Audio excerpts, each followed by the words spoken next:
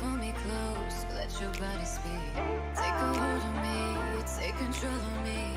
Don't you even ask, don't take your time on me. Hold on and come take a ride with me.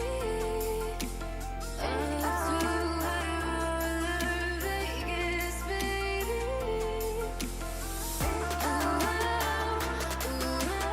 This high won't die, got me like fantasy. It works, it's all I need.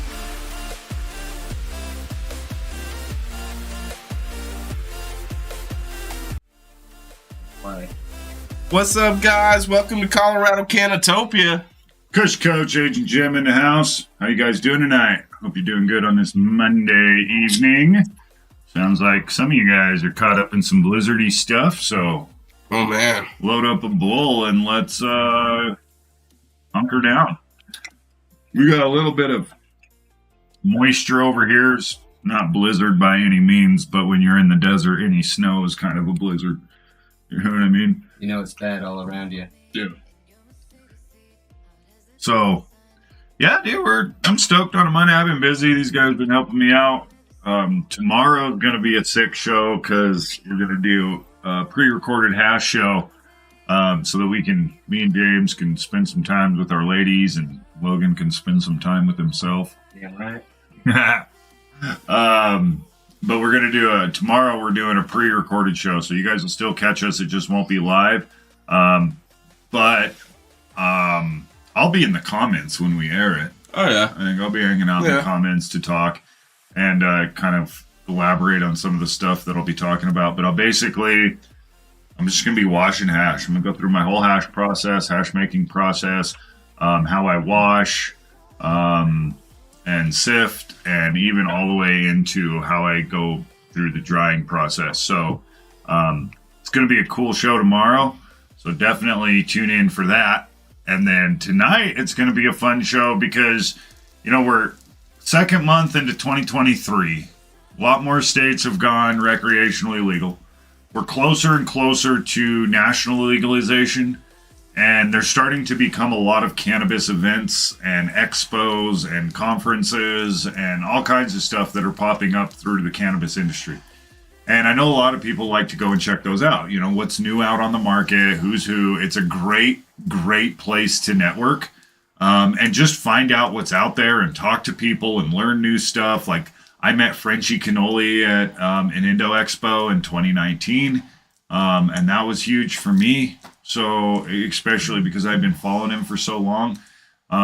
So that type of thing was just really, really cool. And there's a lot of other awesome people that you can network with and meet with at these shows and these events and conferences. And I think the hardest part of all these is how do you navigate getting into those? Like, how do you know which ones to go to? When there's 100 of them and maybe there's one that's close to you and one that's like maybe a couple hours, further away. How do you decide which one's going to be the most valuable to go to?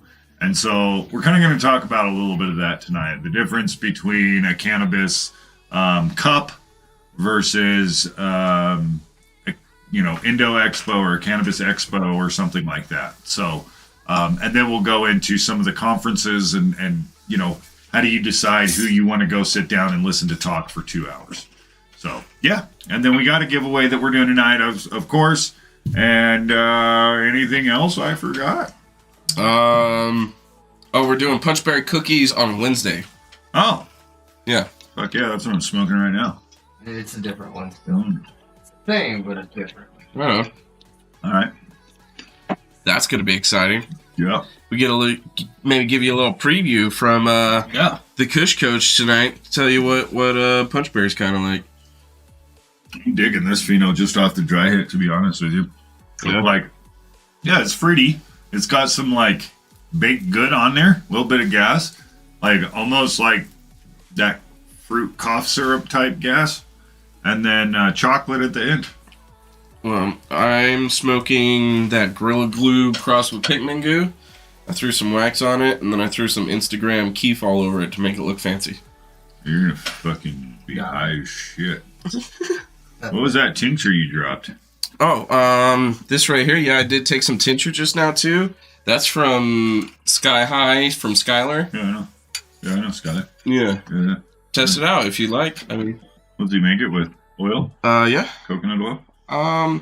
He uses a specific type of oil process he was telling me about, so it's supposed to get in your system faster. I'd have to ask him specifically what it was. I can't remember. Question is, how strong is it? Well, I don't really get affected by edibles too much, so for me, it's you got smashed off that brownie. It's not the strongest. Yeah, I probably won't because I never know. Yeah, dude, there's times where I'll take just a chunk of that brownie had me fucked up that night, and then there's times I'll eat 100 million concentrate edibles fuck me up more. Oh yeah. So if you've made any type of edible with rosin or any type of extract like that and not decarb flour, these typically fuck me up more. So. That bubbler does the trick for me for sure. Right on, man. I'm glad you got that bubbler in.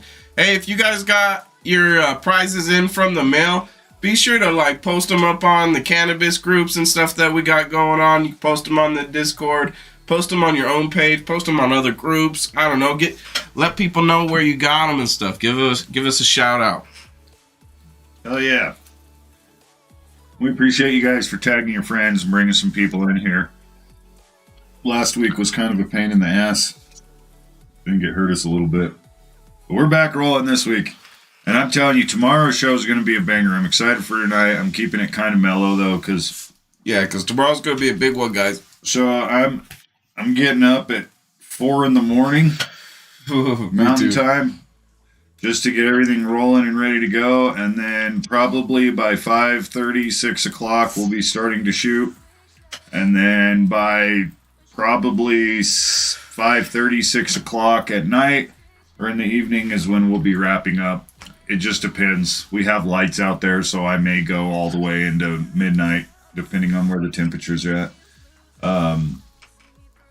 Aaron says, hopefully some of them join. Hey, if some of them aren't joining, you could definitely be personable about it. Just let them know, hey, this is a real cool spot. You can even win some prizes. Come check it out.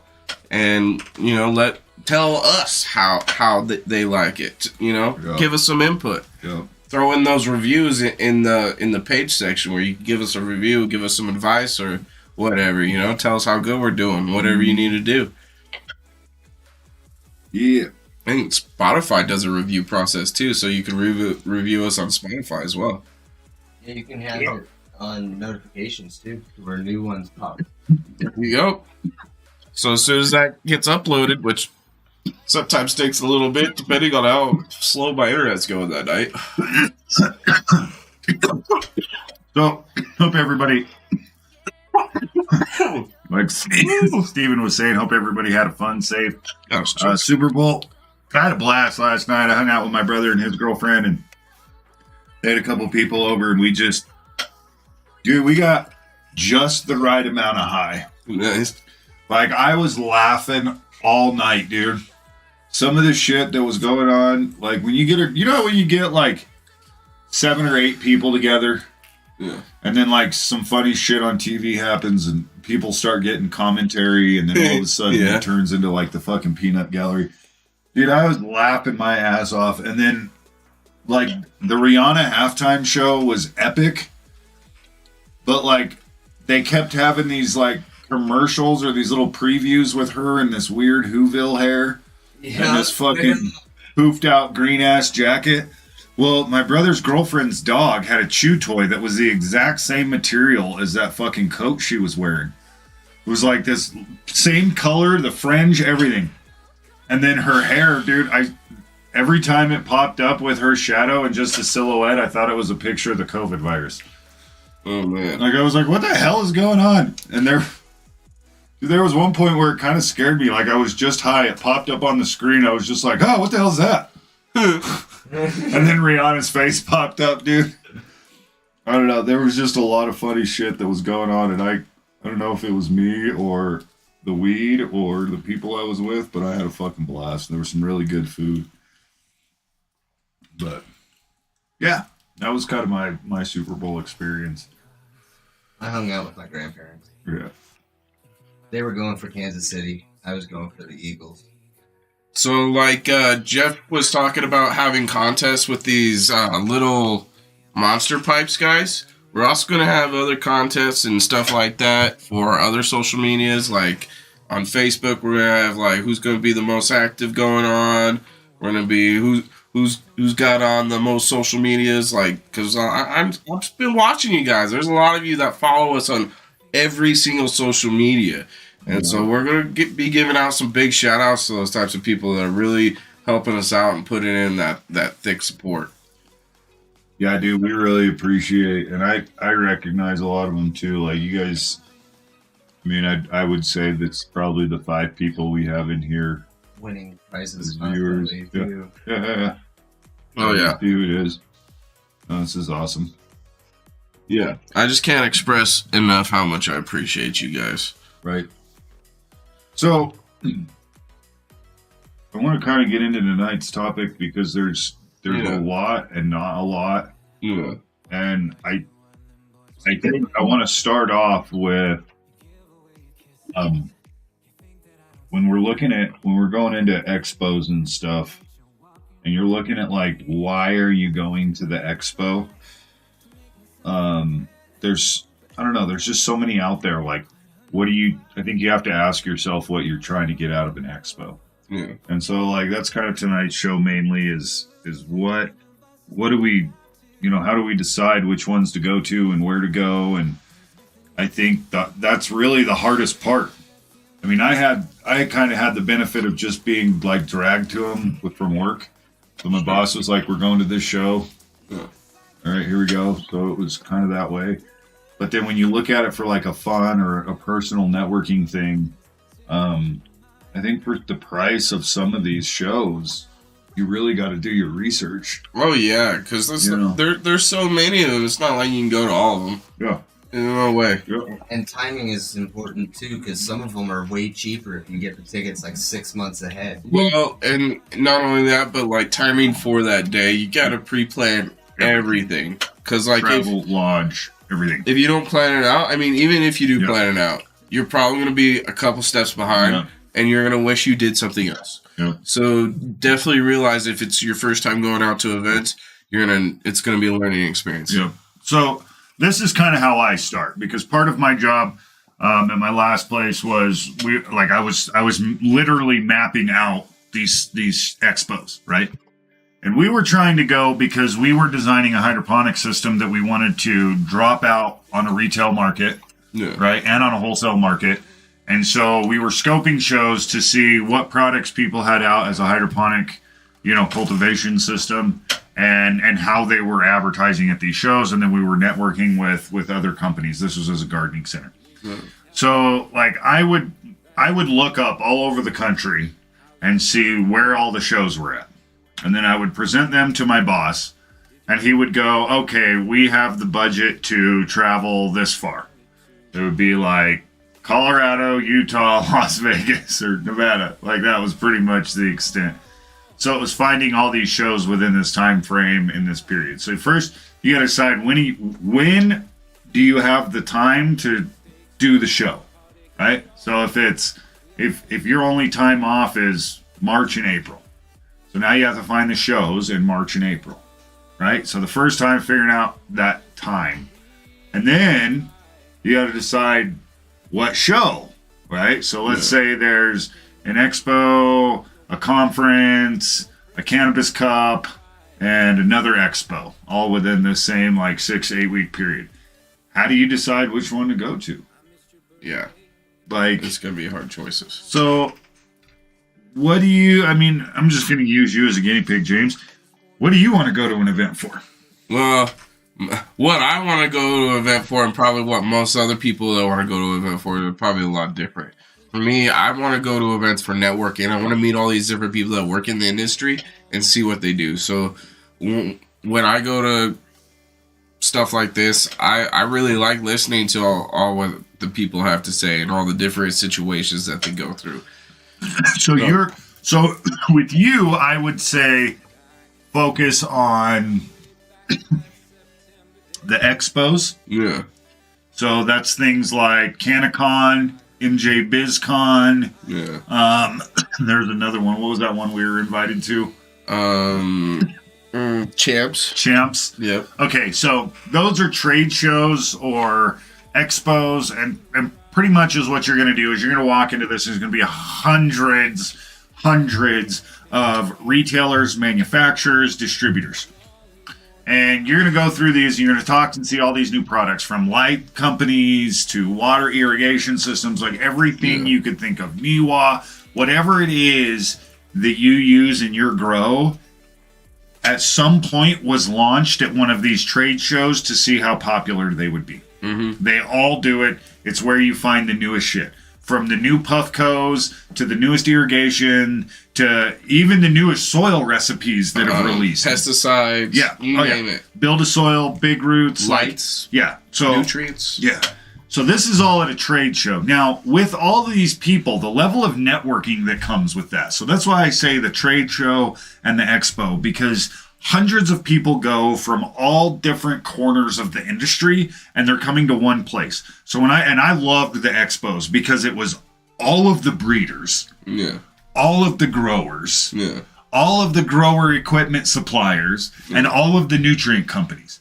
So I could walk and talk to House and Garden, and then walk 20 feet and talk to Jeremy from Build Soil. Yeah. You know what I mean? Yeah. And then turn around and talk to Colin from Ethos, and then the guys from Oni Seed Company, and then the Pheno Hunter guys, and the Legacy Landrace guys, and Cap from fucking Capulator. Like, all these guys are there. Jinx Proof is at almost every single one, and I love chatting with that guy. Mr. Soul from Brother Grimm Seeds, he's almost always at those expos. I met Frenchie at those expos. Like, the level of people that you meet at those are incredible. Now, those guys are there for business. True. So you're going to go there and you're going to be talking about their product, and they're going to be trying to market you something. And typically you're trying to either market yourself, another product, or a business you're with. Now, when I say market yourself, it means like applying a job. Yep. Right? You're trying to get a foothold in a portion of the industry that you want. Now, the cool thing about these is you can get a job with these companies and not actually have to be licensed to work in the industry, which means you can work in any state, legal or illegal, right? So if you work for a nutrient company, you can be all over the place. You're not selling cannabis. You're not working for a cannabis company. You're working for a nutrient company or a light company or a soil company or whatever, but you're active in the industry. And I'm telling you right now, the people you come across will be cannabis consumers, period. Flat out, period. So it's really, really cool to look at that aspect in a career path, or you're trying to get your name out there or something like that. If you're going to just smoke some dank and have fun, enjoy a weed party, you're going to look for things like cannabis cups, competition type events, judging events, things like Bongathon here in Colorado, KC CannaFest in Missouri. There was Hillbilly Cup in Missouri, but then there's Cowboy Cup in Oklahoma, Emerald Cup in California, Mile High Fest in Colorado, the Third Underground 420 Fest, National Cannabis Festival, Dr. Brown Shine Cannabis, all of these competitions. There's a Hawaii Cannabis Expo. All these competitions are going to be more geared around consumption and more like consumption culture. So this is where you're going to see farms. This is where you're going to see people smoking. You're going to see gnarly smoking apparatuses. Maybe a fucking tube filled with 50 fucking joints or 100 joints. You're going to see weird, like, little caps that go over people's heads. You're going to see new smoking utensils and products. You're going to talk to farmers. You're going to see gangiers there. You're still going to be able to network, but these people aren't going to be trying to sell you something other than, let's smoke weed. Yeah. Right?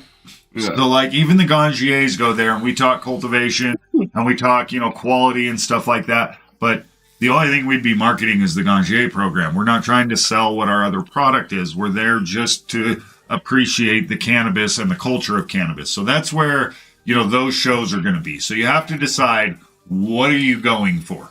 And I'm telling you, at both events, you're going to get high as shit.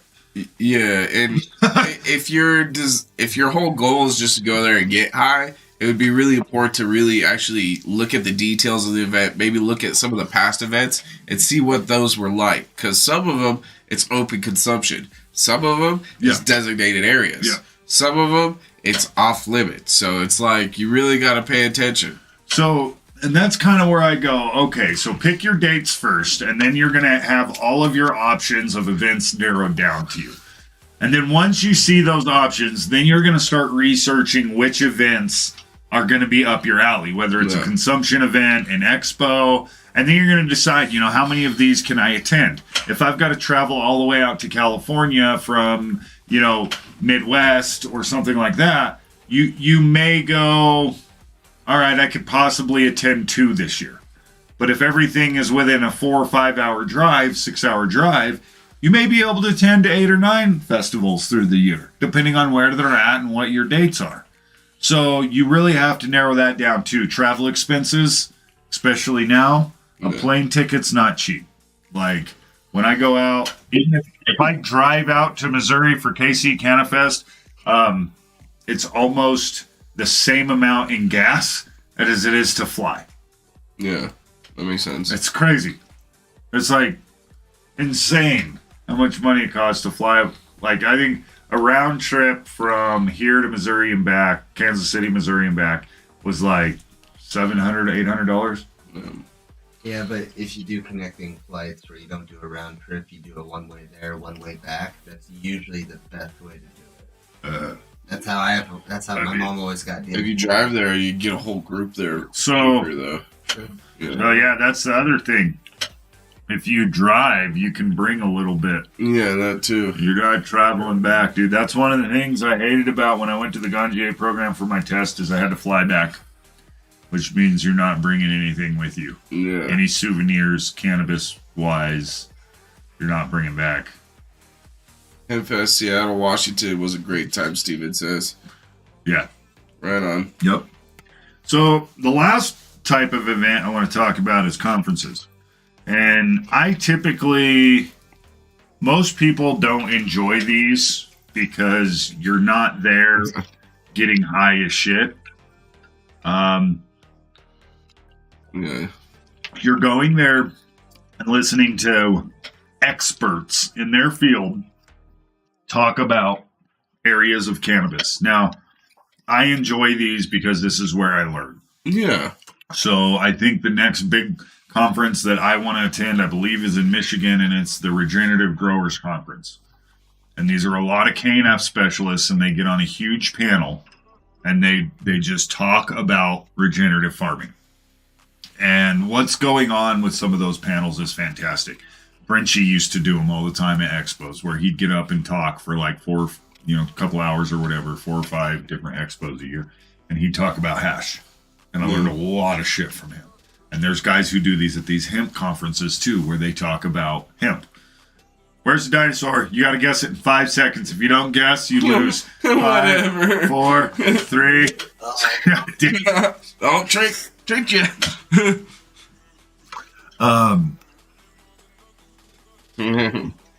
Forgot he had a big clock on him. Yeah.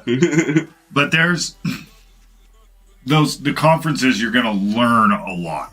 Like you're gonna learn a lot from like your grow.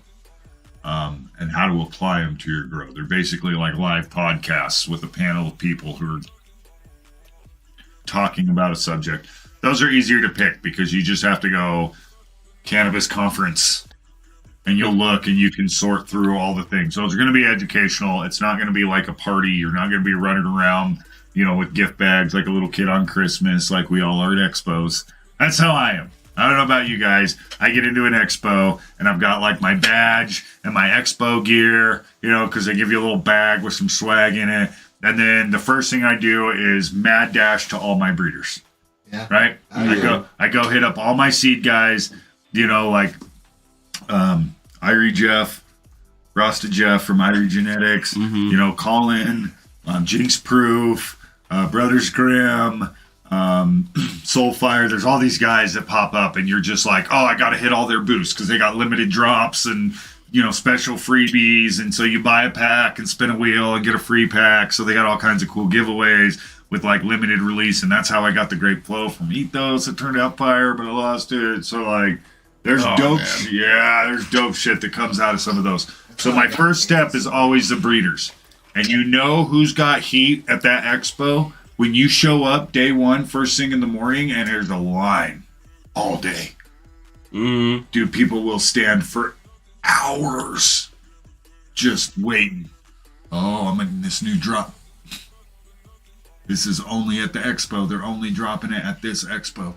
Yeah. Well, when I went to the Dude Grows Cup, I probably went and talked to every single vendor I could first because I had VIP access. So I had like a whole hour before they even started doing the event to just kind of go around and see what's up. Yep. So I had a bunch of time to kind of kick back and talk to all these people.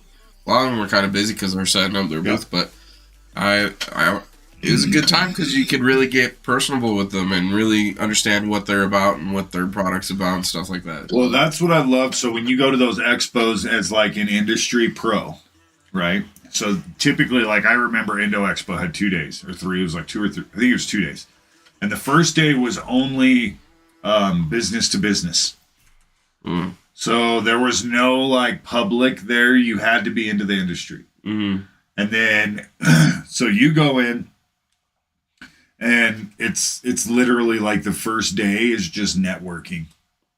It's exactly like you're talking about. Yeah. Like people are setting up and you're going in there and looking at their stuff and you're talking and you're like, oh, I'm in the industry, and you talk business to business. Yeah. The next day, dude, everybody's different because it's open to the public. So you've got like just random people who aren't in the industry trying to get free stuff.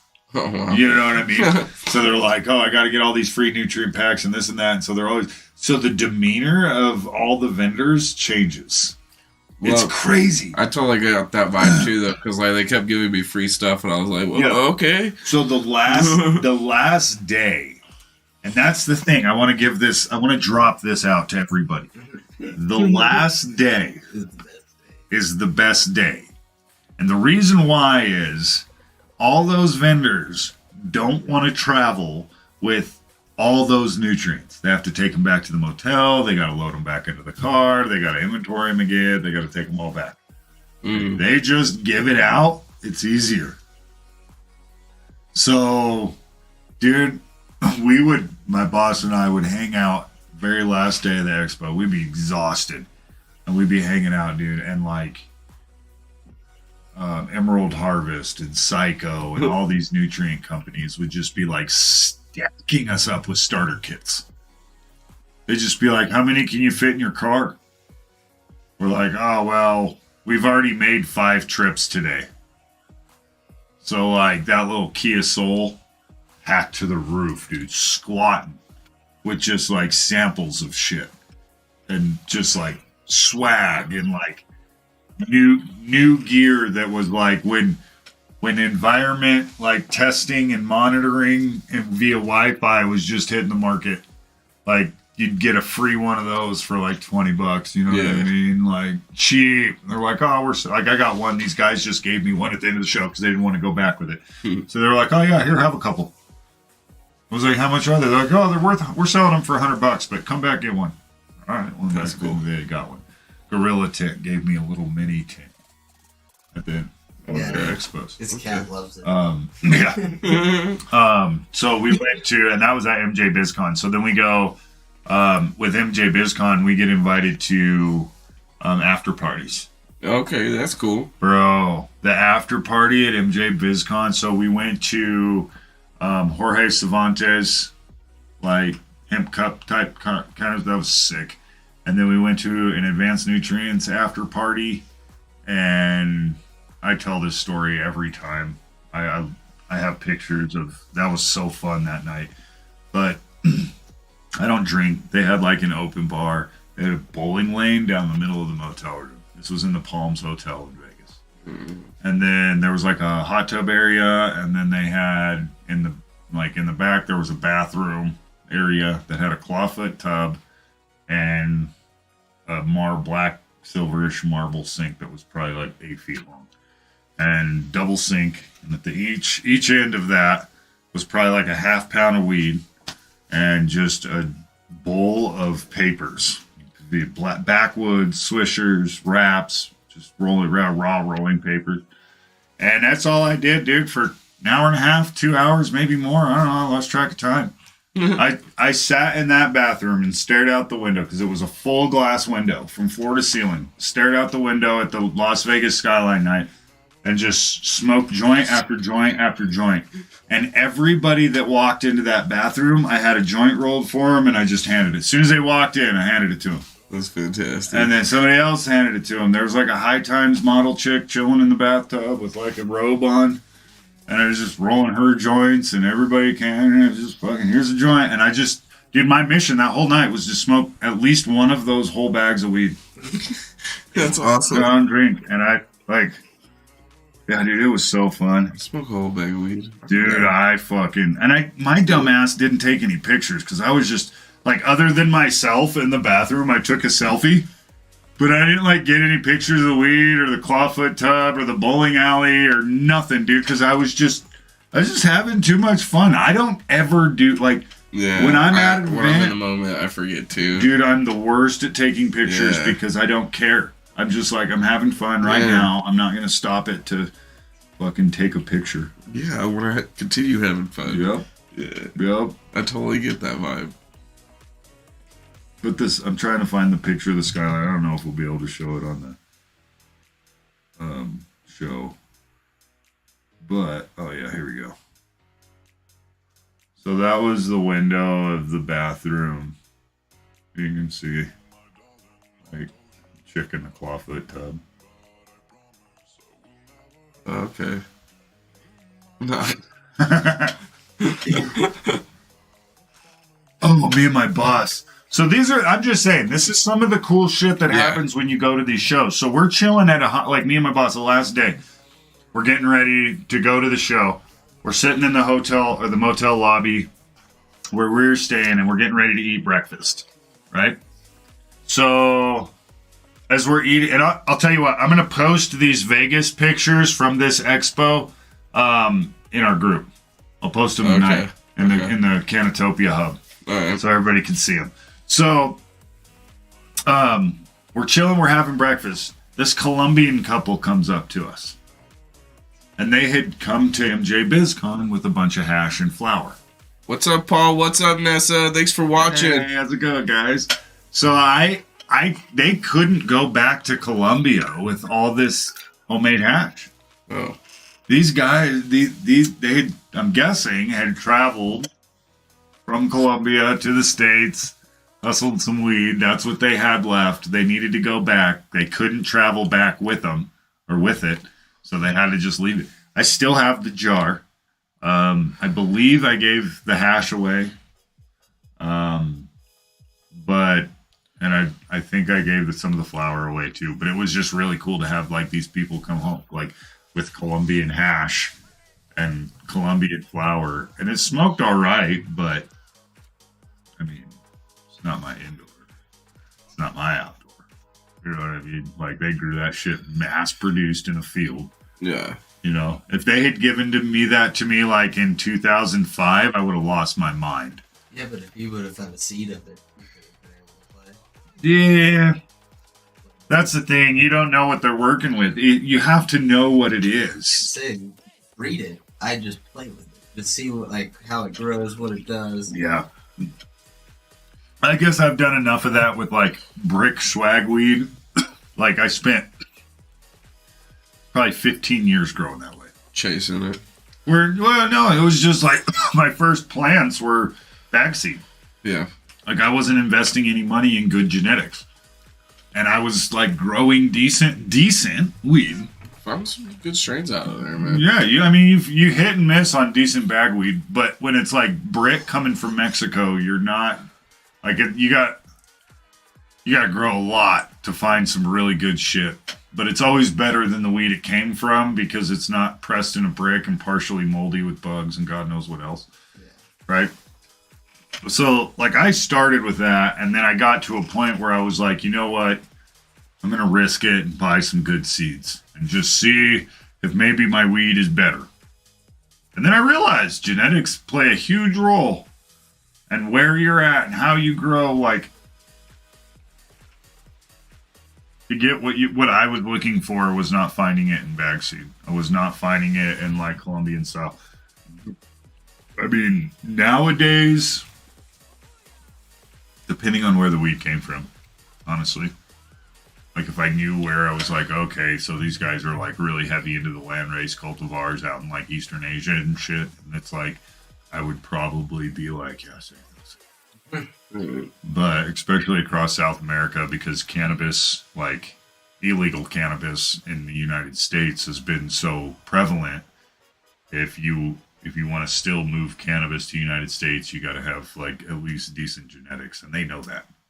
They don't typically grow like landrace as much down in Central and South America for cannabis because it's easy to get fucking United States genetics into those areas. Yeah. So, yeah. A little bit different these days. But anyways, going back to expos and shit like that, them shits can be a party no matter what you choose. As long as it's not like a conference. The expos and the cups, you have to really navigate where you're at. And I know MJ BizCon, and I think CannaCon, and most of these actually have an app that you can download. Yeah. That give you a map to the place. So if you go to MJ BizCon, pretty much anyone in Vegas, I'm going to say, these expos are stupid big. Like, you can't cover them all in 3 days. Like, you can try, but you'll get lost. Like, you'll end up in the same spot. You'll be, like, walking around and be like, oh, yeah, oh, okay, I've seen that. I'm going to go this way.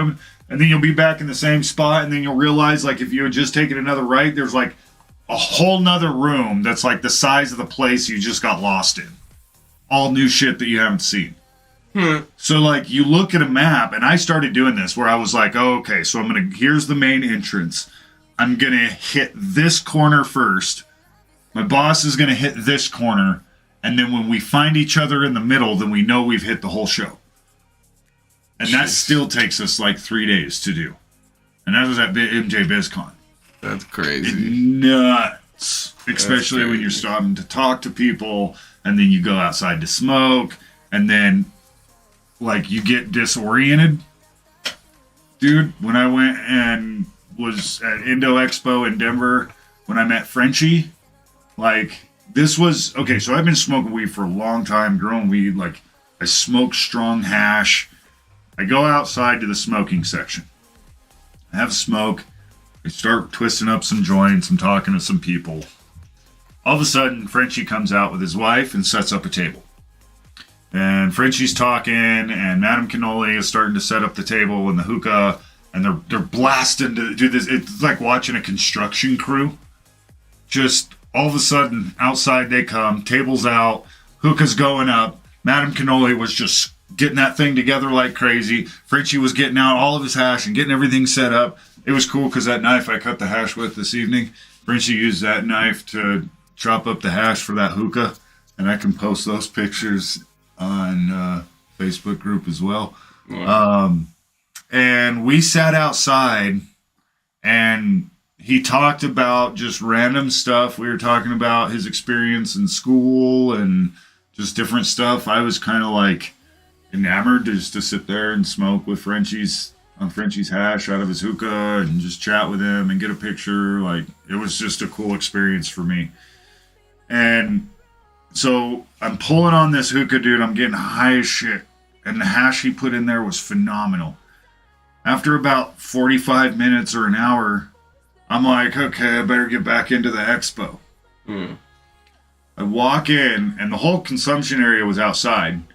I walk into the expo, dude, and it was like entering a whole nother world. It was loud. There was a lot of shit going on. Colors and products, and it was almost overstimulating, and I like panicked. I was like lost. I was like, oh shit, where am I? What the fuck is this? Oh, and it, like, my ears started ringing. It was crazy because it was just one extreme setting change to another. There was probably 30 people, 35 people out on the smoking patio. And I went out there sober-ish. Yeah. Ish. And sat out there for an hour or two and proceeded to got baked off of this hash from this hookah. And I didn't realize, because I was out there for so long, I didn't realize how hard that hookah hit, how hard it hit me until I went inside. Went from like 35 people to like 4,000, 5,000 people. Right? The lighting was no longer natural lighting. It was indoor lighting with like all of these booths, all of them different colors. So loud. And like movement, right? So you've got, it was like walking into another world for me because I was just so high. And that's when set and setting hit me. Oh, I was like, oh, this is the effect of cannabis and when you drastically change your environment. Like, drastically change your environment. It'd be like if you were chilling in the woods, smoking a joint, and then took 5 steps, 10 steps, and you were all of a sudden in the middle of New York City. Yeah. If you were blazed, you'd be like, what the fucking... Is this real? And then I proceeded to, like, my kind of bearings were regained, and I was like, oh, okay, I recognize this. I know where I'm at. It was still loud, and it was just weird. So you have to be really careful and really know, like, okay, here's where I'm at. Here's where the smoking section is. Here's where I need to be to get to the... It's easy to get lost when you're talking to a lot of people, smoking a lot of weed. You make sure to stay hydrated. Big deal. Make sure to eat your food. You don't want to, like... I know it seems like a lot trying to go from every place to place, and you want to make sure that you're eating your food, you're staying hydrated, drinking your waters. Because, like, I've seen people literally pass out because they did not eat. They weren't doing anything but smoking. Yeah. And they can't handle that, you know. You see people fall over. It's really important to stay hydrated and make sure you eat. Like, I always had, like, some kind of trail mix or granola bar in my backpack. You can always break and go get food. Like, you can leave and come back. But when you're running around, like, if you're like me, you'll forget to eat. Yeah. You'll hit one of those shits at, like, 7 o'clock in the morning to get in line. Make sure you're one of the first places in. They open the doors at, like, 10. You're in. You're running around. By the time you realize you're hungry, it's, like, 3 o'clock, 4 o'clock. Right. So... I always have like a granola bar on me to where if I'm standing in a line or, you know, if I'm chatting with somebody and I'm being at a booth for a while, I'll just pull out a granola bar and start smashing on something. Yeah. You know, because it's, and I know it's like not got weed in it. Yeah. Yeah. Yeah.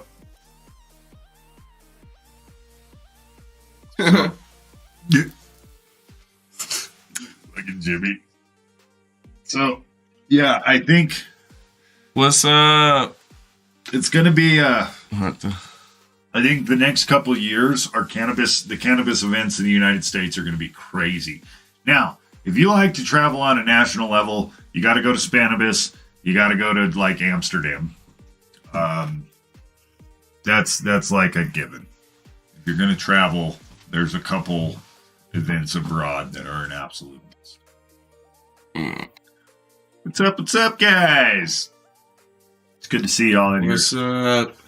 So, I mean, that's pretty much, unless you got anything, I really like, I just got crazy stories from those events, and you got to know what to expect. And I'll tell you what, if you're friendly and you move around, you get invited to some sick after parties. Yeah, definitely don't be shy. Yeah. Don't be shy. Go around, shake people's hands, get to know them. Be humble. Just ask a lot of questions and show general interest in somebody's product. And if they're the creator of it, they're like, I invented this, you know, give them some props.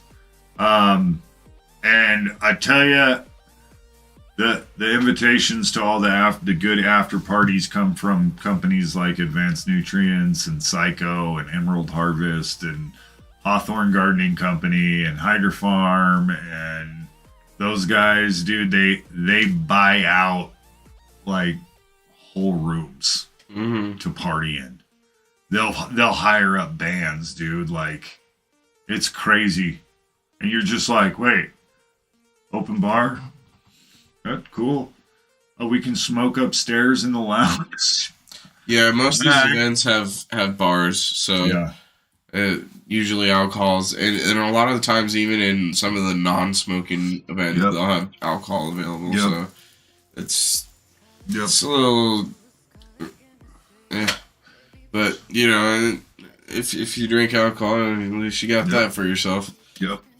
So I guess the last part out of it is like, we're going to be at KC CannaFest. Yep. KC CannaFest. You can come see us. And that's going to be a cool thing because I believe that's like a vendor / competition. So that one's going to be really fun because it is very much like cannabis culture. It's going to be in Kansas City, Missouri. Nick T is going to be there as a DJ. We got Mindo Dope Boys are going to be there. I think we're going to have some ganjiers there, including myself, I think, judging that. So I'm still kind of waiting to hear some details on that, but I'm really excited to go check that out either way. We're going. Yeah. We're driving David, and I think we're all going to drive out. Is kind of the plan. I'm just waiting to find out for sure what the Ganjier involvement is as far as judges go, so I know like what motel I need to book. You know what I mean? And then once I have those details, then we can pretty much just set it on our calendar. So we'll see you guys April 14th and 15th for that event. Yep.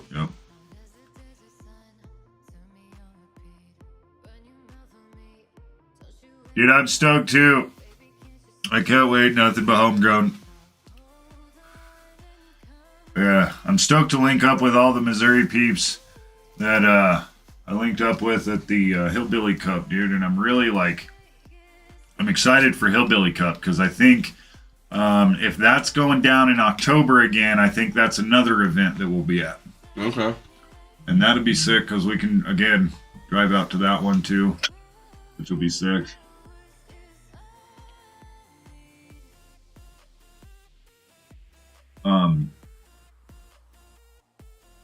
Yeah, dude, so again, these are kind of like, I'll tell you, if you're trying to find like the events that we're going to be at more like cups, competitions, podcast events.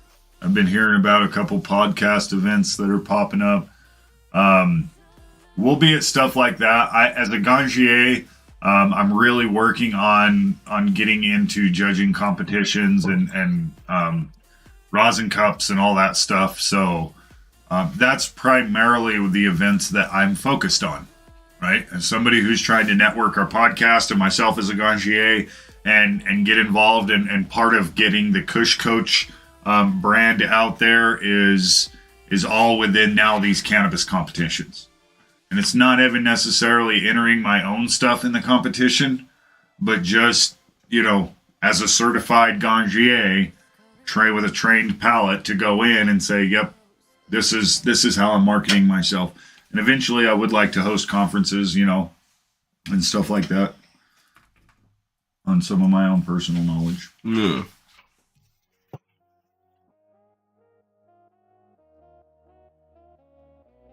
I'm pretty stoked for tomorrow.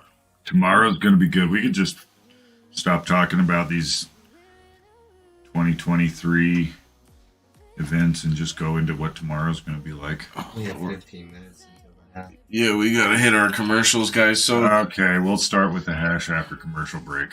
Guys, be sure to watch these couple words from our sponsors. They mean a lot to us, so be sure to check them out. We'll be right back after these short. Yeah, show some love to our sponsors, Brother Mando and Weed Should Taste Good. Hello, adventurers.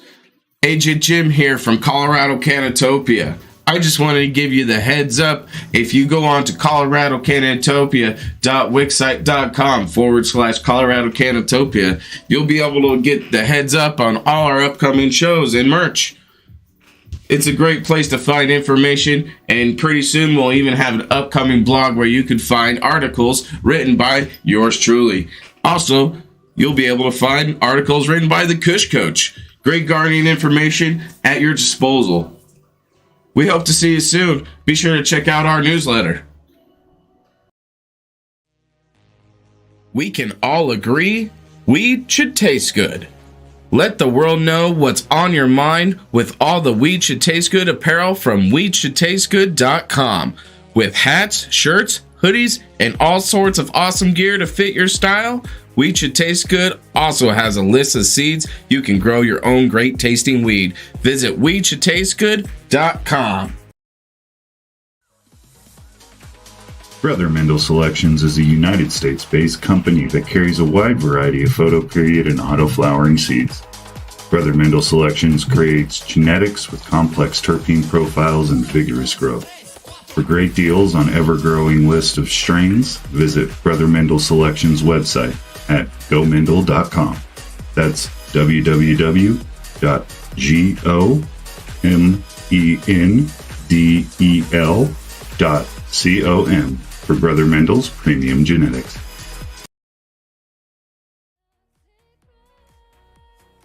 What up? We're back. I was gonna do something. Yeah. I was gonna do something.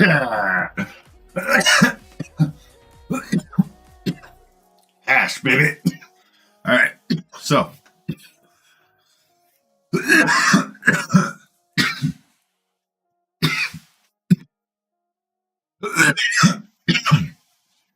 You know it. All right. So, tomorrow, I'm going to give you guys a little taste of what my day is going to entail. You guys are going to get to see it from start to finish with some of my own personal commentary while I'm doing it. I'm going to have 2 systems running. So, I'm going to have 2 5-gallon bucket systems, 2 sifting screens with frames, 2 set of sifting bags with screens, and I didn't get any ice. I just realized. Well, it is winter, so you can just throw some water outside. So I'll have to get some ice, but that'll be a big part of it. And then once we get started, you guys will see my whole process on how I rehydrate the material. And this is all, you guys hear me talk about Frenchy Cannoli a lot. You hear me reference FrenchyCannoli.com. I'm basically replicating what I've learned from him. That's what tomorrow's session is going to be. I'm obviously not Frenchy Cannoli.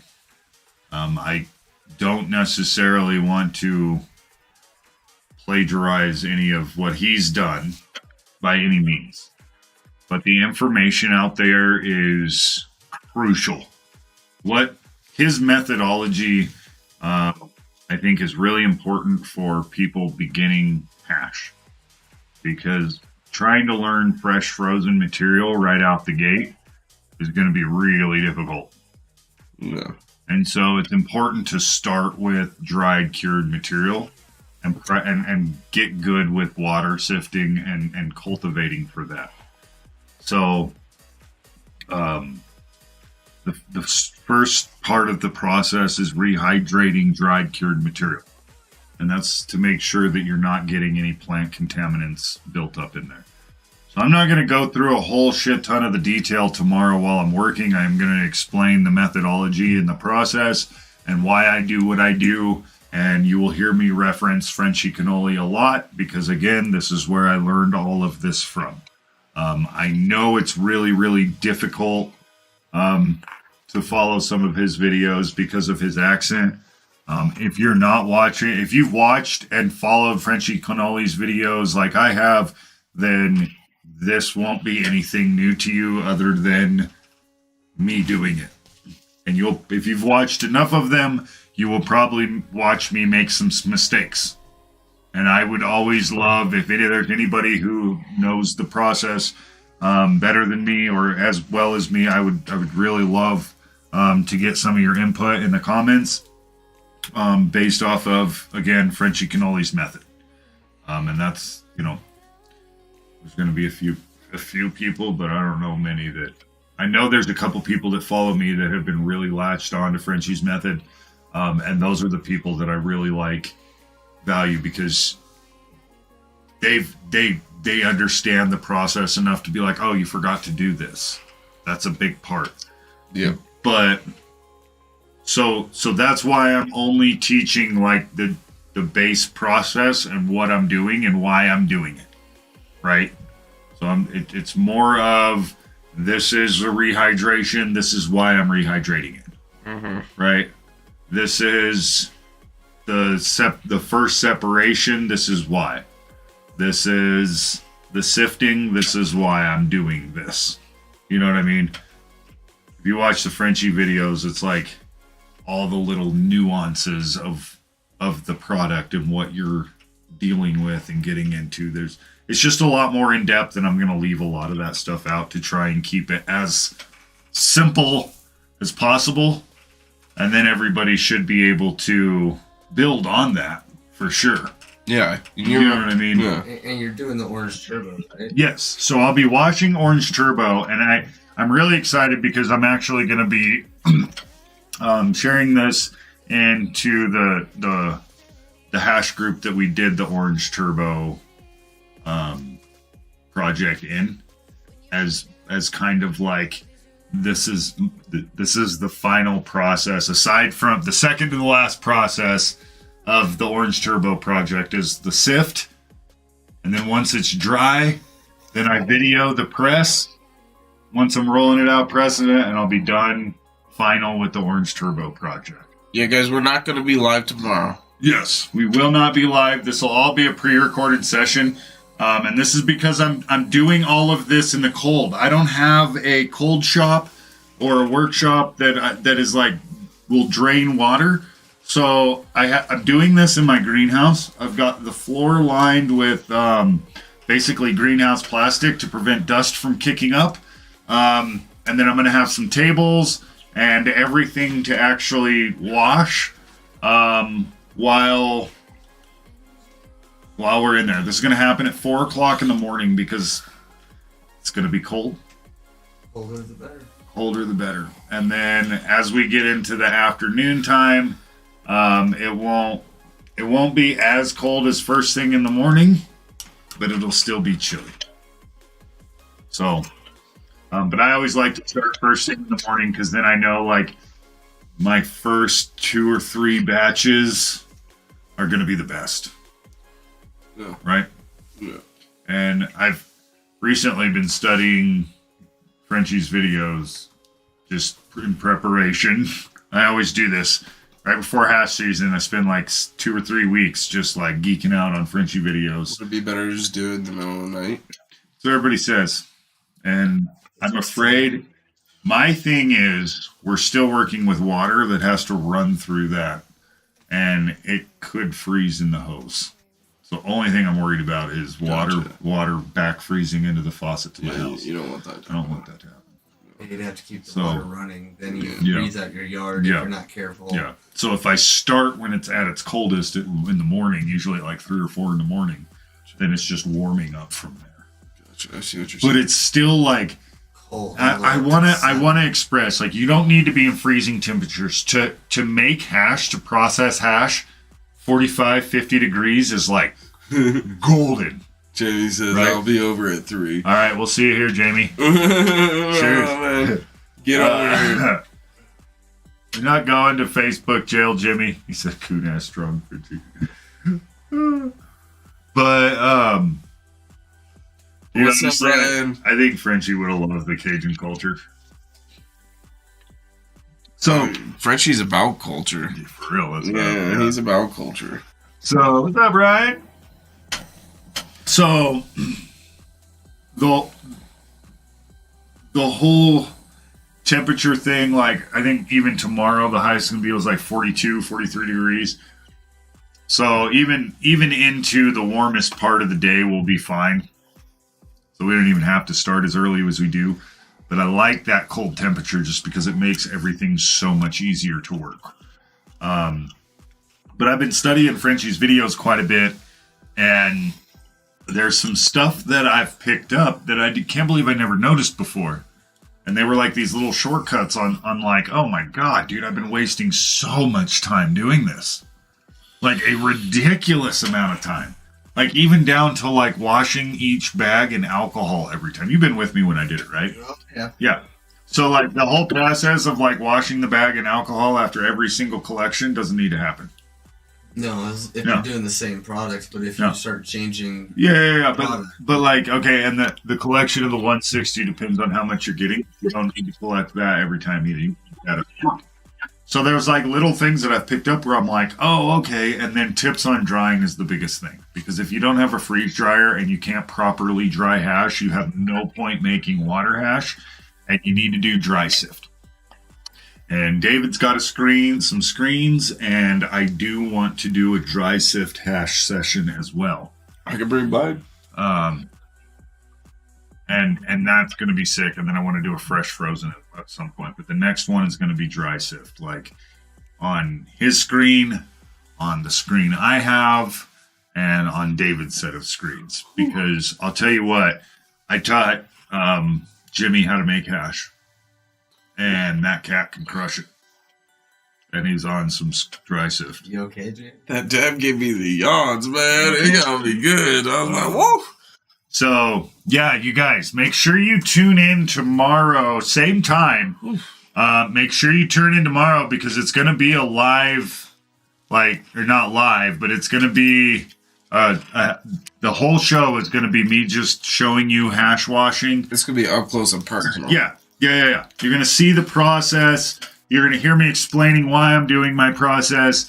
And I really believe you'll be able to ask questions in the comments and I'll be able to answer because it's going to be pre-recorded. So when it goes live tomorrow, I'll actually be in the comments with you guys chatting. So if you have any questions, I'm happy to answer as much as I can. And you guys it'll be really like an interactive hash session to where I hope that most of you can walk away and comfortably make some really good hash and just need to walk away with tweaking your cultivation process. And I really want to say, make sure you can dry it properly or don't mess with water hash. Yeah. Right? Yeah. So I want to just express that if you don't have the right area, space, conditions to dry, don't do water hash because you'll end up with mold and it's a big waste of product. So, yeah. But with that being said, there are a lot of principles that cross, right? So the way I wash hash also works with agitation. But there's going to be some differences between dry sift and water sift. But you're still separating and agitating with the same concept of, I don't want to just grind this flour like crazy. Yeah. What would be the benefit of knowing how to make hash? Like for storage-wise and all the... So, what's the advantages to it? So I personally like to make hash because it stores longer. Flour doesn't keep nearly as long as hash. Hash gets better with age. Flour starts going bad after a year or so if you're not storing it properly. So when you make hash, it's just a way to store flour better or a way to store your cannabis better. And there's a lot of ways to make it, but that's the idea behind making hash is it just stores better. What about those people that got like 2-year cures or whatever, So again, that works if you've got conditions proper. Yeah. Yeah, so like if you're curing your flour and you're holding your flour in like 50 degrees and you're able to slowly lower humidity to a point where like, okay, it's taken me 2 years to reach this humidity point or this active moisture content or whatever. No. And you've got your atmosphere dialed in so well that you can drop, the temperature and humidity or the humidity, whatever, by like a point, whatever of a degree to where you can get 2 years to cure before you're like, I've locked it in. And then there's a point where after the cure, you put it in the storage like a refrigerator. You store it like 45 degrees and, 50 degrees. And at that point, you're just storing it. You've locked in and you're maintaining wherever you cured it to. Trying to. So whether it's right off the rack or whether you've already, you've done a 2-year cure or a 3-month cure or a 1-year cure or a 6-month cure. Once you hit that, then you throw it into storage and it's supposed to stay there until you pull it out and the temperature changes. There's a lot of products out there that are getting into like the storage of flour. Yeah. But the overhead of something like that, how Like, what do you need when you grow 6 outdoor plants and there's like 5 pounds per plant? You ain't smoking that. What are you storing that in a refrigerator? Like, you got an extra refrigerator for all your herb? Like, Yeah. it gets to be a little kind of excessive in the power department. And this is what blows my mind is right now in Colorado, everybody's like, oh, the market's flooded. So all that weed's going bad. Nobody has thought like, oh, maybe I should make hash and sit on it and let it age and then release it for a higher price than what this flower would go for after it's gone shitty in 3 months. Like, that's why hash is a thing. Yeah. There's countries that flower doesn't keep. And so it's just better to separate what gets you high, store it, let it age, and then get blasted off of it. So that's kind of where, like, everything I do for my outdoor is for hash. Like, I can't sell it. So I can't go through that much flower in a year. It goes bad. So the idea is, let's turn it into hash and something that ages like wine. That's the whole point. And it's also another product. Like, I just like it. I like hash. I like the process of hash. There's a different method to cultivation for hash. But that's... I'm excited for tomorrow because I only do hash once a year. Because temperatures. Until I get, like, a processing facility to be able to actually, like, full on during the day, night, doesn't matter, summer, winter, spring. Until I have that facility, it's really nice to be like, ooh, it's hash season. You know what I mean? Like, there's planting, there's harvest, there's trimming, you finally get to smoke it after the cure, and then there's hash season. Oh, yeah. You know, and February is hash season for me. I like me some hash.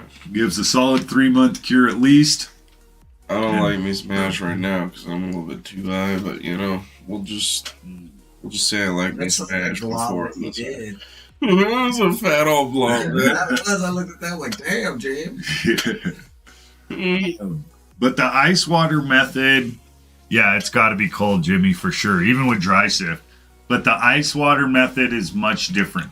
And this is kind of the sneak peek because I wasn't really going to go into this tomorrow washing hash.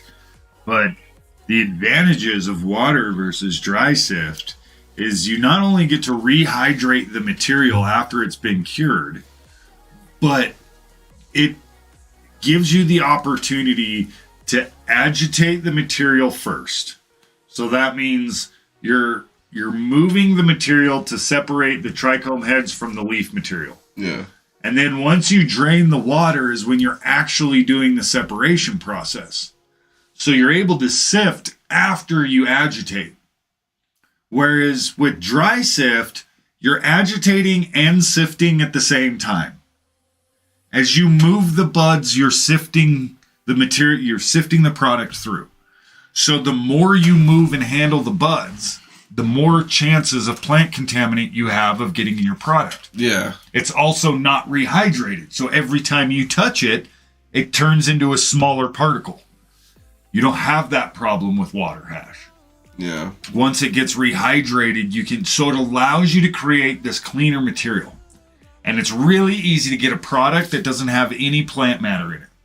Or mold. Or yeah, as long as you dry it properly. The hardest part is when you wash hash, you realize you didn't let it go long enough. Because if you harvest that shit too early, it will not melt. It'll just turn into a powder or like a super rock hard ball, or it won't be like a melty, gooey ball of hash. Well, what about the benefits of dry sift? So even with dry sift, now the thing I like about dry sift, and this is why I actually really mess with dry sift,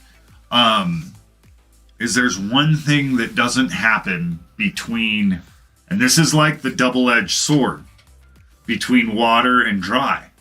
So with water sift, you get super clean heads.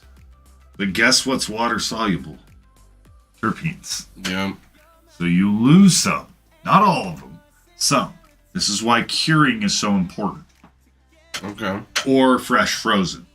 Okay.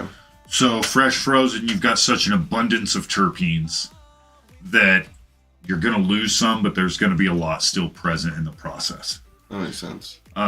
With dried material, if you wash it right after you dry it, you're going to lose a lot. You didn't lock anything into those heads. That's where the curing process comes in.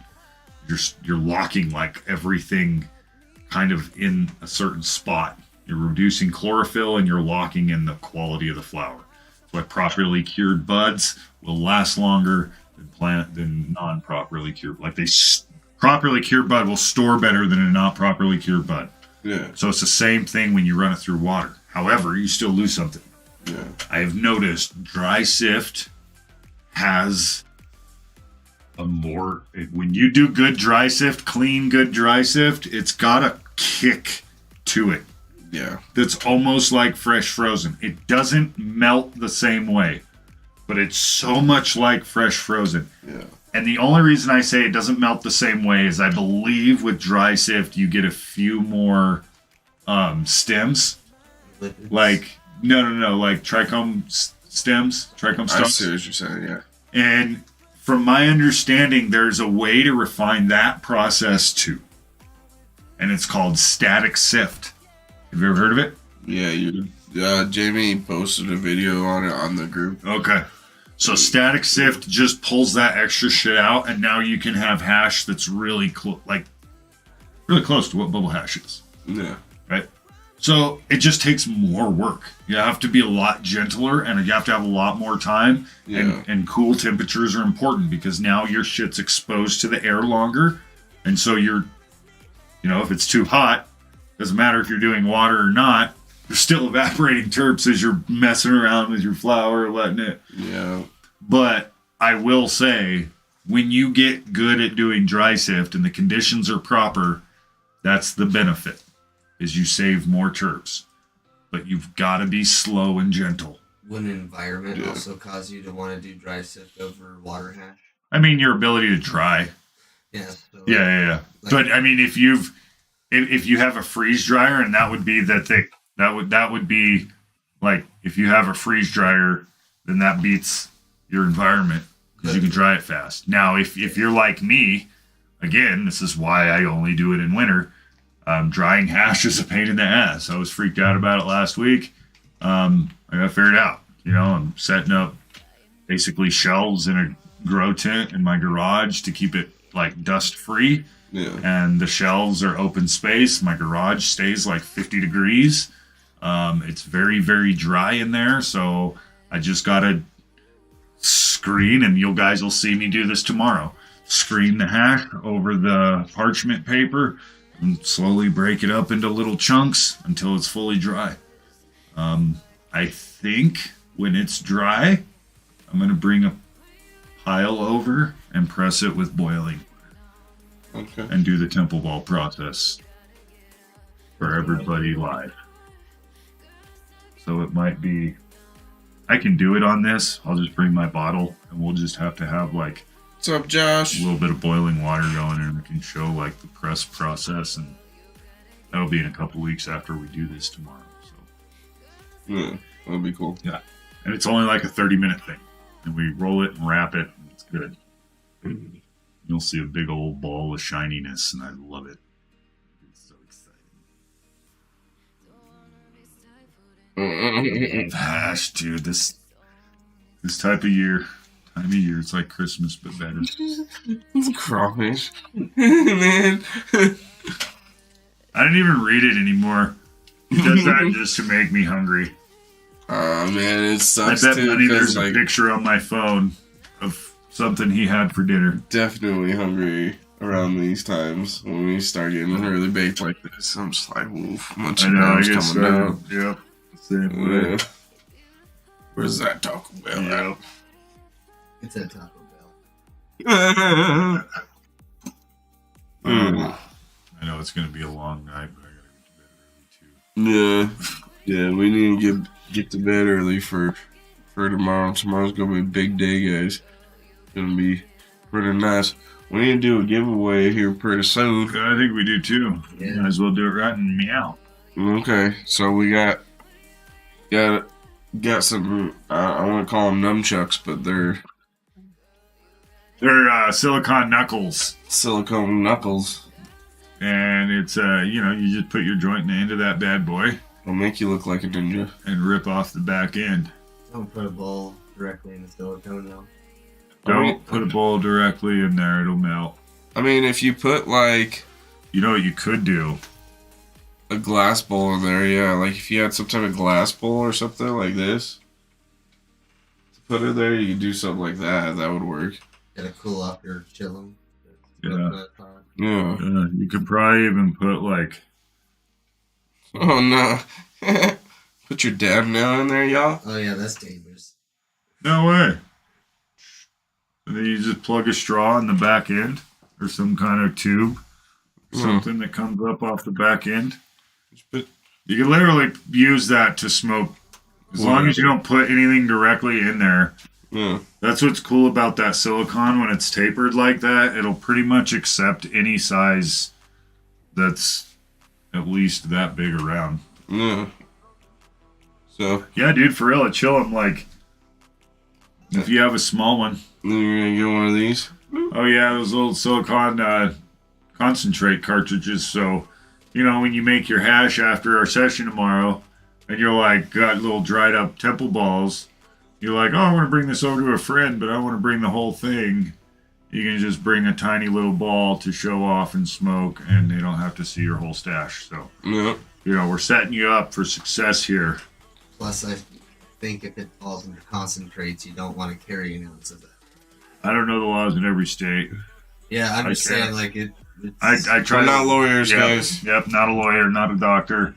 I know kind of my limits, where I'm at, and what I can do, and I try not to advise anybody. But yeah, always make sure you follow your state's laws and regulations regarding medical cannabis or recreational cannabis, or anything that you decide to do. Amen. All right. With that being said, again, hash is a blast, and pretty much the idea is no plant contaminants. You want ripe trichome heads, no plant contaminants. Now, my thing, and this is Frenchie's kind of method, is he's all about dimensions of ripeness. So I'll start off with a 220 bag on the outside just to kind of catch stuff. But that usually goes away. And then I go to 190, 160, 45, 25 at the bottom. And that never gets collected till we're ready. So once you go through that whole process, then after the first cycle, you collect. That's one dimension of ripeness. The next cycle, you run a little bit longer. It's another dimension of ripeness. And you can do this, especially with outdoor flower, up to 12 times. So you roughly get 12 dimensions of ripeness. Yeah. From almost sometimes overly ripe, just getting there. You'll see wherever your biggest yield is typically will tell you, how early or how late you harvested. So if your biggest yield is in the front with the most ripe trichome heads, then you harvested close to on time. And that's going to be within the first, 4 washes, we'll say, in the front.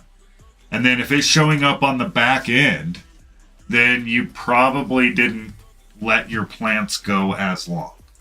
So these dimensions of ripeness are an overall picture of the flower of the plant. And it's telling you, or at least the trichome heads, and it's telling you, how full of resin these heads actually are.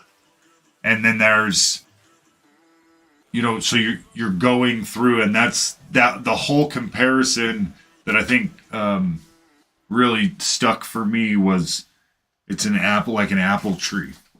If you walk up to an apple tree, towards the fall, and you just barely kick it, all the apples that fall are the most ripe. Yeah. Right? Or have bugs. Fair enough. So then you kick it a little bit harder, and those are like the next ripe. And then you grab it and you shake it for a second, and that's the next dimension of ripeness. And then you grab it and you shake it a little bit harder, a little bit longer, and that's the next dimension of ripeness. Until you've shaken the whole tree like for 5 minutes aggressively, and all the apples have fallen from the tree. But you're doing it based off of... Neighbor's like, get off my property! Yeah, no shit. You're doing it based off of the, like, how connected those heads are to their stalk. You know, the more space there is, or the least surface area there is between the head and the stalk is going to be the least amount of, like, motion to get it to fall off. Yeah. You know, the least ripe, if it's not as ripe, it's going to be attached to the stalk. You're going to have to shake a little bit harder. So it'll really tell, like, I can say I harvested this plant on time based off of the trichome color and the way the plant structure looked and blah, blah, blah. But when I wash the hash, and go to press it, really when I go to press it is when I'll find out how early I harvested that plant or how late I harvested that plant. Or if I did it right on time and I've got this super massive gooey ass. Ooh, dude. And if you look at some of Frenchie Cannoli's apprentices, dude, those two ladies, it's Cherry Bell on Instagram and Lena, I can't remember her last name. She's on Facebook and Instagram. You see there what they do and their hash, and it's beautiful. Mm-hmm. Absolutely beautiful. And that's what you're shooting for with this whole process is clean, like, ripe trichome heads. Mm. And those heads come from the farmer, and the cleanliness is done by the hash maker. We're going to teach the hash side. I want to see Chanel number 5 washed. So, next season, we'll have a freeze dryer. And it'll be Chanel number 5 punchberry cookies. There's going to be some. I'm looking for hash washers that'll perform outside. I just want to see. And I know Chanel 5 throws down outside those purple heads, and they are frosty, and she is a hash maker. That's what I'm excited for is purple heads. I think you need to try this orange creamsicle, man. Yep. It had so many heads. Dude, orange creamsicles. That was a parent to the orange turbo. Yeah. It's been a parent to a lot of fucking really good orange strains, dude. There's something about it. That one hits. What's up, Jeremy? When I grew, I just noticed an entire massive amount of white on the bottom of my bucket. Yep. So that's always a good sign. But yeah, all right. Let's run this number giveaway. Yeah. What we're doing? All right, y'all. Tag some homies in this bad boy. I see a lot of you have. Keep getting it coming in. I'll explain fresh frozen to you, Jimmy.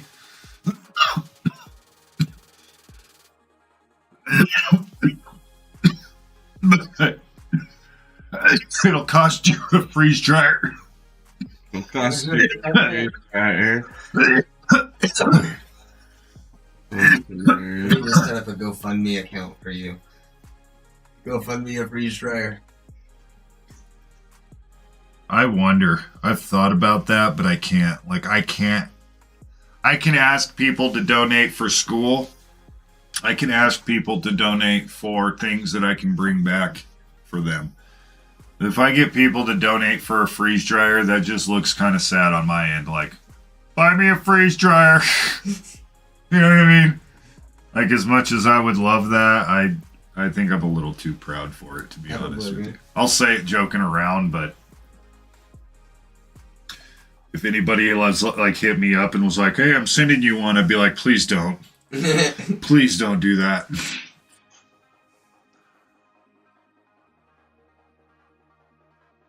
feel horrible. $4,000. I mean, it'd be awesome, but God, that would be... Never know, you might get a sponsor. Yeah. And they're already guessing numbers. Oh, you gotta tag somebody. We haven't spun yet. We didn't even say guess. Don't Don't guess yet. Hold on, guys. You guys gotta I appreciate you warming up. You just gotta tag first, and then we'll say 3, 2, 1, Dino. There you go. Yeah. When you hear us say 3, 2, 1, Dino, then you can guess. We haven't even put in what numbers in between what numbers yet. So hold on, give us a second, real quick. Let us get it set up. Oh shit, you guys are funny. Hold on, guys. We got how many? I guess if you wanted to set that up, 11. Aaron, I wouldn't complain. All right, so we'll do between 1 and 5,000. Good luck. 250. We'll be here until 10 o'clock. Well, you guys got till the rest of the show. 1 and 50. Yeah, between 1 and 50. All right. Make sure you tag somebody. Yeah, make sure you tag somebody, share it to a group or Get something. them tagged. Give us a little bit to help us out. We appreciate you. Also, if you want to help us out, go and check out our website, and you can check out all of the different merch that we got available. And you can get a cool T-shirt, you can get a backpack. There's all kinds of cool stuff on there. Yep. So definitely check it out. All right, make sure you get your tags. 3, 2, 1, Dino. Dino, Logan, you got tagged. you got tagged. Why? Who is it? Michael. Really? Yeah. I know you know other people, Mike. Come on, guess your numbers, folks. 3, 2, 1, Dino, go. 3, 2, 1, Dino, go. Guess, guess. Someone get it? No. Okay. The words went really fast. The numbers fly in. No, yeah, they are coming in troves. Yep. Come on, keep guessing. Somebody's got to get it at some point. Holy shit. Are you looking, Logan? That was a lot. Keep going. Trying. Drop in them number bombs. Up, I saw it. You did? Yep.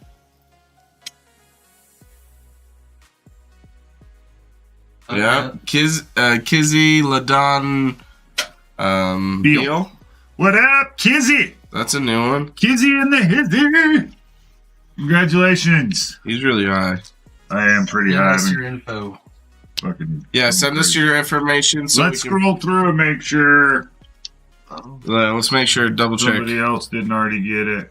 That's high up. because it was going real fast. That was fine. So that's our only way of telling was where it was at. All right. So Fair enough. I say it's her. All right. Congratulations, Yeah. Kizzy. She's a first time winner. First time winner. That's pretty sick. Yeah, be sure you send us sick. your information though. Yeah. So hit us up on Facebook, like we see you're on. Send us a private message just with your information so that we can get you your cool little dab nucks and container. Oh man.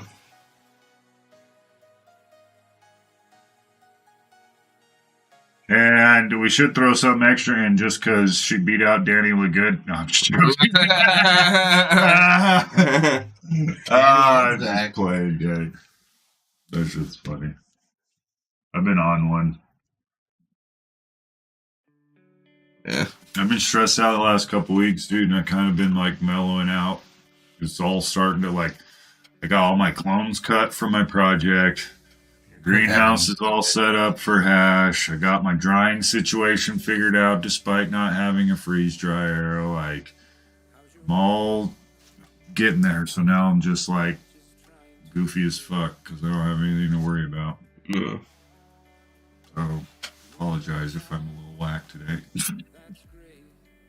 No worries, no worries. Oh, shit. We appreciate y'all participating in the giveaway too, guys. Hell yeah. If you did not win, be sure to know that there's another giveaway on our main page that you can participate in. Where here, I'll just get it out for you guys. You can see. Yeah. So we got some cool shit going on. This is really just to help kind of get us out, dude. This is why we ask you guys to tag people and share and all this stuff. Is because it helps us progress as a podcast, especially professionally. Anytime, you guys all know when you invest into something, you want it to grow. You want it to be the best you can. And we can only be as good as our viewers. And we love our solid number of viewers that we have right now. We want to get more, and that's part of the reason why we do these contests and giveaways, is to give you guys, a little bit of incentive to help us out a little bit, and you guys get some cool stuff along your way. And I tell you right now, and this is pretty consistent with a lot of podcasts, that the more they grow, the better the giveaways get. The more merch that we're able to sell, the better giveaways can become. And that's the same with our website and stuff like that. And that's where, as much as I'd love a GoFundMe account for a freeze dryer, dude, just go make a purchase on our website. Show us some love there. And that'll make a big impact on our ability to actually develop this podcast into something where we could have revenue to just go out and get a freeze dryer when we're ready for it. Plus, you get cool T-shirts and stuff. And that's the other end. Yeah. So now you're not having to like hang out on a podcast for 2 hours and get cool shit. You can just get cool shit. They take a good price. Yeah. It's not. And I'd love to be expensive. able to offer some of Solstice's stuff on our website, but you unfortunately have to have a tobacco license to be able to do that. Yeah. Which is stupid, but it's part of it. So at some point that would be cool to do, but we need to get bigger before we can go apply for a tobacco license. I'm down though. So, but it is something, it is something that we need to do, but that's part of why we're doing these giveaways. Yeah. Is because that helps us grow. So again, instead of GoFundMe accounts or buying me a freeze dryer, spend a few G's on our website. No, I'm just playing. This is what you want. But that's what you want. They are silicone knuckles that you can pretty much attach either a dab straw into or a one hitter, a joint. I even fit a little dab banger in there, and then a little silicone dab container with a skull crossbones on it. Nothing huge, but we appreciate your participation. And I threw in the brand new lighter. Oh, Logan tossed in a lighter as well that says, "Oh, hello there." With a llama. And a llama. I love it just because I lose my lighters all the time. So when I find it, it's like, oh, hello there. So, honestly, if we threw in some papers, you'd be golden. No, right? All I see is glass. Or a banger. Or a one-hitter. But, yeah, just a cool little on-the-go kit. I do want to say, do not load directly into the silicone knucks. Don't put it right in there. Again, you want to add, like a little one-hitter piece goes right in there nicely. Yeah, And, like that. and it holds real nice. That's heavy, too. That's so this is a real thick shot glass. Yeah. So, if you're one of those guys,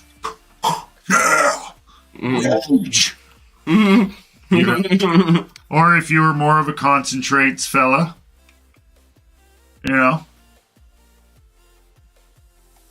torch it up, drop your dab in there, maybe cold start it, light it up, you're on the go. I still think that's scary.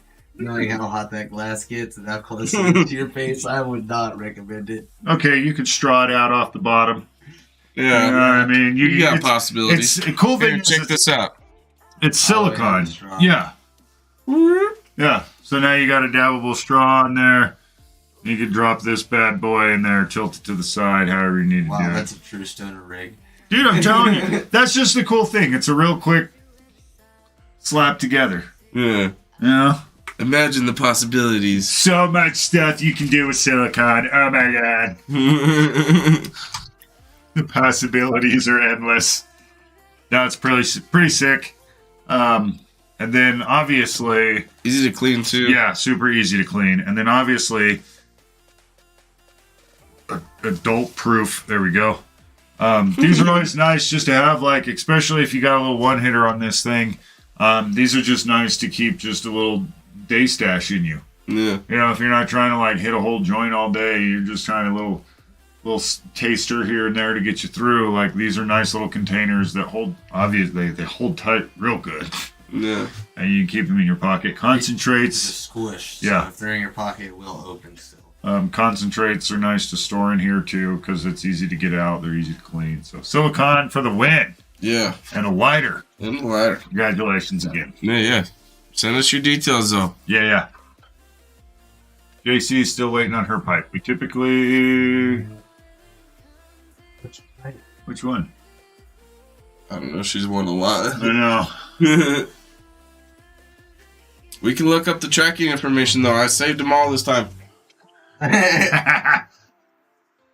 They're all in a pile over on my desk, so. Yeah. Yeah, we'll check that out. I got a big old pile of them. I still got seeds for Danny coming too. Yeah. I got it. So, all right, I got to give the story behind that. So, the way, like, the communication with Brother Mendel broke down. Like, the app that we use to communicate with each other was not relaying messages back and forth. Oh. So I was sending him updates and all kinds of stuff. And he wasn't getting any of it. None of my texts, none of my videos, pictures, nothing. And I was freaking out. Cause we'd create a new conversation and then it wouldn't send them through all of a sudden. And then I'd send it and he'd send me send me a message and then it wouldn't work, dude. It was just freaking me out. So it's been hit and miss conversation with him for a little bit, but I think we've got it figured out. But yeah, some of those private chat apps are a little bit of a pain in the ass. Yeah. Are you familiar with Telegram? No. Oh, okay. I like Signal. I don't know what that is either. So they're like these it's like a text message app, communication type app. Yeah. But there's features on there that allow lockout servers, so you can't be tracked. Yep, pretty much. You can't read the conversation. You can delete it for good. It just makes it so that nobody can get into if you're having. Well, it's if you've got NDA stuff, yeah, confidentiality. It's very much, especially when you're looking at something like breeding. As stupid as it sounds, it's important to keep all that stuff secret. There's until you're done. companies that try to steal that shit. Yep. So, and because of that, it freaks me out when there's an app that's doing that. Because I'm like, oh shit, who's trying to get into this conversation? Just making it Yep. stall out. Yep. My first thought is somebody's trying to hack this conversation right now. So we got to delete the whole thing, get rid of it, and start all over, and then you lose valuable information. So I think that's figured out though. So that's why I was like, oh, it's tax season. No, there was a 2-week period where I didn't talk to him because he wasn't getting any of my messages. And I happened to be out on a walk, and he sends me a message. He's like, any updates on the grow? It's been a while. I was like, have you not been getting any of my messages? And he didn't get that message. Oh, shit. And I was like, it was nuts, dude. It sent me into a panic. I was like, what the fuck is going on? It drove me insane, dude, because I'm like, this doesn't happen. This isn't supposed to happen. Aaron says China. So that was the other thing, dude, is all these damn satellites. Jimmy was blowing up my phone the other day talking about U.S. Biden shot down some kind of unidentified flying object, Canada airspace. They were all over Colorado and they ended up being I don't know, satellites or some shit. And the whole Chinese weather balloon that was floating over, all that on my phone started all that. It felt like around that whole time everything was fucking up. So I'm like, oh, what the hell is this all about? That's wild. It was nuts. 4 so far, I believe, Aaron says. Well, it's almost around that time, guys. Be sure to check us out tomorrow for the hash episode we've been talking about this entire time. But also, you need to stick around for our Wednesday episode where we're hitting up that punch berry cookies. Oh, that's going to be a good one. It's going to be fire. Yeah. And from what I hear, we might have 2 different phenos or something rolling around. Oh, it's 2 different growers. 2 different growers of the same pheno? Yeah. Ooh. Yeah. So what Jeff was smoking was what I grew, but I didn't dry it properly. I didn't have enough jars, so I kind I kind of just let it grow or dry, and then Tristan's he did it properly. He grew it properly, and then he ended up drying it properly. It smells good. You want to smell it, man? Check it out. It smells fire. He didn't give it to us properly though. He put it in turkey bags. I know. He at least kept it, but it's dry now. I bet. Oh, it's dry. Yeah, I bet it is. It is what it is. Needs a boosty pack. Oh, I'm sure we got one of those somewhere. You know what I like to do is when you have to boost your weed like that, the Integra Boost or the Bavita packs, instead of putting them, I learned this, instead of putting them right in a jar with your weed, Put them on your lid. put them in the lid, and then you screw it down in the corner, like it just stays in the lid. It doesn't actually break open. It just like folds up in it, dude. Or if you get like a bigger jar, you can get like a 2-inch net pot with the rim Okay. and stick it in there, and it's a little basket that hangs at the top, and you can just stick them in there. Little tips for rehydrating flour without letting it come in contact with your pack. Because terpenes are corrosive. And I always wonder about that. They're water soluble and they're corrosive. So if you've got terpenes soaking in and out of those packs with moisture, are they coming in and out with whatever's inside that pack? So as long as you can like maybe keep it more separated from the flour, you're not going to influence as much of the flour. I don't know. This is all hypothetical in my mind, and I'm just always like, don't let anything touch the flour. It's delicate. It's the precious. It needs to be stored in the precious. Yeah, I feel you. All right, so Aaron talking about some anomalies over Montana. I'm gonna geek out on this UFO shit for a minute. You down? All right. Well, All right. if it's not UFOs, it's because of the war that we were raging due to China. Come on, guys, let's geek out. I know this isn't Right. necessarily cannabis related, It's just batteries dead. but we still got 20 minutes in the show, and I want to geek out about something stupid. So, crazy anomaly over Montana. They shut down airspace. So that's what I've been hearing. Like, what is so crazy that they're shutting down airspace and shooting shit out of the sky? I've heard satellites. I've heard unidentified flying objects so far. Dude, it was Superman. Superman. That's the most logical explanation. He's a from pterodactyl. just donors. Jimmy actually told me it was an alien joint. He said, if you see a joint in your backyard, don't smoke it. What? So, I want to smoke an alien joint. I mean, I'm just saying. you know? I'd smoke an alien's joint. So, does anybody have any, like, updated info on these fucking things? Just keep in mind, a lot of unidentified objects get identified. So it starts off as unidentified objects, and then normally if you look back into it a little bit later, they tell you what it was. Well, they shot it down. I hope they You identified know it. what it was, huh? See, this guy, I don't. he's trying to tell us not. There. Jimmy's offended that he killed his UFO. Aaron says Paley. I'm not saying it does not exist. Just keep that in mind. That just because they say it's an unidentified object, it does not mean it's a UFO until they say they can't. Wait, get it. unidentified black object means UFO. It's an acronym. Yeah. For an object that's in the air that they don't know what it is. Now, if they shot it down, then it's no longer unidentified, right? Yeah. Well, they have to know what it is. If they never actually go and say, hey, this was a Russian aircraft, or if they don't find it, then it always stays as an unidentified object, unless they can analyze it in the video enough. But if they can't recognize the fly pattern or they can't find it, it stays as an unidentified object. You know, Junction has a high record of UFOs. Dude, I know. That's why I'm like, the night Jimmy was telling me that, I was actually out on like a night walk with my dog.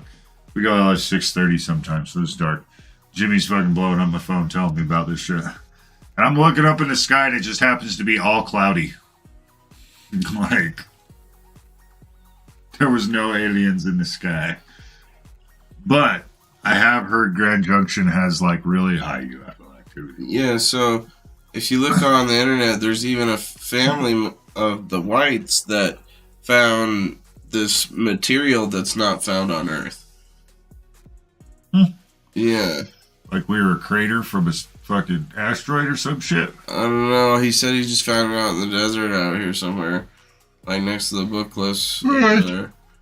So, like, I don't know. Well, there was a military project out there for a while that they said they were building a dam, but it's a desert, so there's no point of building a dam except for flooding. That was all out by the book list. Do some Yeah, you didn't hear about that? They do some weird stuff out there, man. Look at there's an entire 2016. There's an entire installment. Oh. Okay, so the dam. Yeah, the dam. Yeah, so in the middle of the desert. Yeah, so the reason why they did that is because there was 1 year. I don't remember exactly when it was. There was a rain that was so gnarly here that it literally flooded the valley from the roll-off from the book cliffs. So why did the military have to do it, not construction workers? I know. That's my point. That's the sketchy part of it is you're out here building a dam, but you're using the military and no public people were even allowed to get near it. If you were out in the desert off-roading and stuff, which me and my buddies were one time, they will completely cut you off, stop you, and tell you to go back because they didn't want you anywhere near the fucking site. I've heard of people being shot was at. over by like 27.5 road going out towards The airport. going out towards like 29 road, yeah. All airport property. No, you can go out and do it, but as soon as you got close to the dam that they were building, they had like patrol units and they would cut you off until you can't go any further. You have to go back because they were doing construction of the dam. That's crazy. It was just weird. It never set well with me, just knowing that they had military going out there and doing it. Yeah, dude. They always got some crazy shit going on. Oh, they shot down 3. They shot down 3 of these aircrafts and they still don't know what they are. Jimmy, you're the one upset. You started this. What? What are they? They're not UFOs anymore if they shot 3. They know what they are. I Yeah. just not wanting to type. I know. He's not going to type it. No, it's not that. He's They going to probably call don't me wanna after type the it. show and tell me. Superman. Yeah. It's Superman. Mm-hmm. Or it's Batman, because Batman gets shot down over Superman. This is pterodactyl, man. No, it's going to be. Who knows? No, it's. That shit's weird to think about when you're high as shit sitting outside and all of a sudden you start seeing lights. You're like, is that an airplane or UFO? Mm-hmm. Oh, that might be a satellite. That's really close. That's so high. Being up this high, you can see the space station fairly clearly when it does go over.